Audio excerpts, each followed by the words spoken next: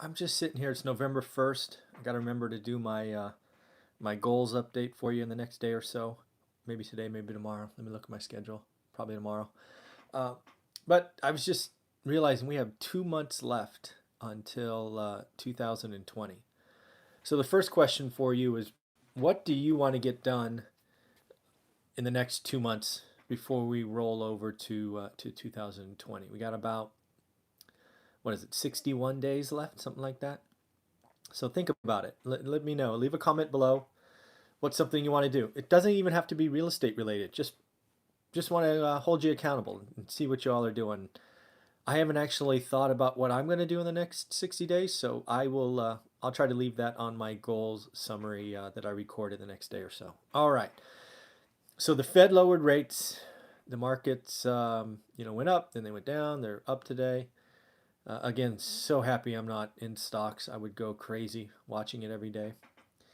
But I am left here thinking, okay, you know, what does this mean for consumers and what does it mean for cost of capital? That's all I do. Troy, I'm sorry. Yeah, I saw it went down today, briefly below its IPO price. Sorry about that, Troy. Um, I didn't actually see what it's trading at, though. I just saw a headline. Sorry about that, Troy. So what does it mean for consumers and cost of capital? So as we sit here rolling into the end of the year in the next decade, I think consumers need got to feel pretty confident, right? I don't know how the consumer doesn't feel confident, right? We got a little nervous when interest rates spiked. Um, where the consumer is still spending, right? We've seen both individual reports and kind of national metrics. The consumer is still healthy. So the consumer is still, at least in mass, is still doing, if not okay, they might even be doing good, right? Because unemployment is still low. A jobs number came in and easily beat, the metric. It came in at 128 on an expectation of 75,000. So easily beat even with the GM strike and all the extra kind of inputs from that. So the economy seems to be doing well on the jobs front. The consumer seems to be doing okay. That doesn't mean we don't have, you know, problem areas like the Bay Area. I think the Bay Area is in trouble still. I think our economy and our housing is so bifurcated, right? The haves and the have-nots. I really do think the Bay Area is going to pay the price for what we've been doing to ourselves for the last 3 or 4 years. So yeah, I think Bay Area housing is still in trouble, for sure. But when I look at this as a national discussion, so I think overall the consumer is doing okay. The consumer is feeling good. Again, the jobs report came in strong. Then then we look at manufacturing, right? Kind of the heartbeat. At least it was the heartbeat of America for a long time. It's now probably services industry. The ISM number, Institute of Supply Management, actually contracted for the second month in a row. It's been slowing for 3 months, but actual contraction for 2 months came in at 48.3. There's going to be lots of talking heads talking about the GM strike and all of these things, and yeah, maybe so. Um, but manufacturing, I think it's fair to say, hasn't kicked off like we had hoped with this kind of bring jobs back and all of that. So something to watch. Not to say that it couldn't turn around. Maybe it's a long leg, right? Manufacturing and all of that. There's a process for that. But when you tie manufacturing back to business investment, as we saw yesterday, that's been down for 3 months in a row. So um, manufacturing is concerning for sure. A lot of this kind of hinges on the trade war. We saw yesterday for the first time in 3 or 4 weeks where there was negative noise around it. So it will be interesting to see if that kind of gets back in place.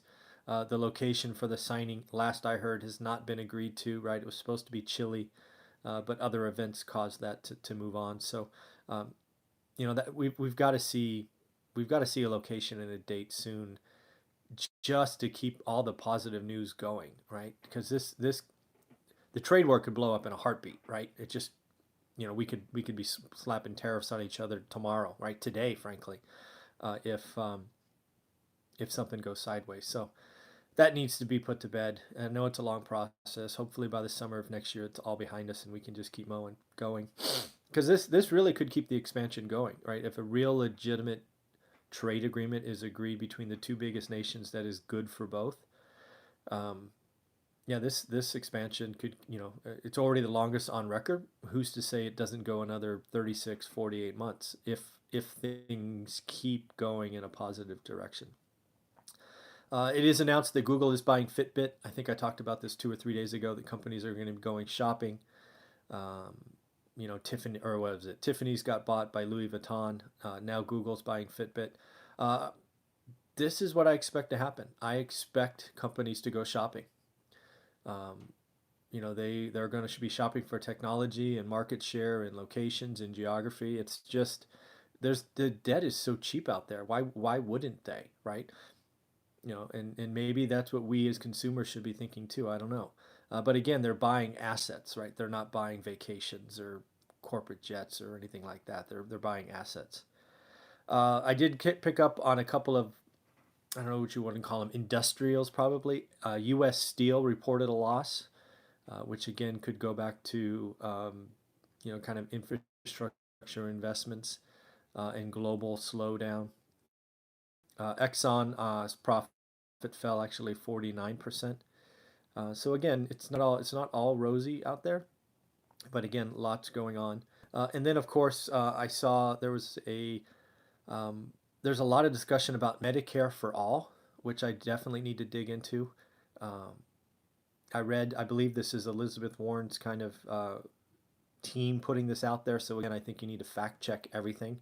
But I think, again, reading the article where she is cited, uh, she talked about it costing $52 trillion over the next decade, apparently close to what the current system costs. And I don't have any, I don't know what the current system costs, but so I'll believe the article. But it did talk about $20.5 trillion in new spending. The big part of this article was she doesn't think that she'll have to tax the middle class, but she's going to have to double up on taxing the wealthy. And let's just be clear, it's the really, really, really wealthy. Um, so I mean, I know how that plays in the audience. This whole 2 cents and 3 cents, and you tax wealth and all of that. It sounds really, really sexy. I'll just ask: when you start taxing wealth versus income, why don't these folks just pick up and move, right? So if enough of them pick up and move and they domicile in another country, and you've implemented all these new things that cost money, who's left to pay taxes? I think enough of the tip of the spear or the 1% leave, because again, they have the financial resources. That's what I just don't get. And if they feel like they're being mistreated or picked on or called idiots or frankly called criminals, right? Been called criminals, which I think is just sad. It'll be interesting to see who pays the taxes then, right? If the top leave, where does this all go?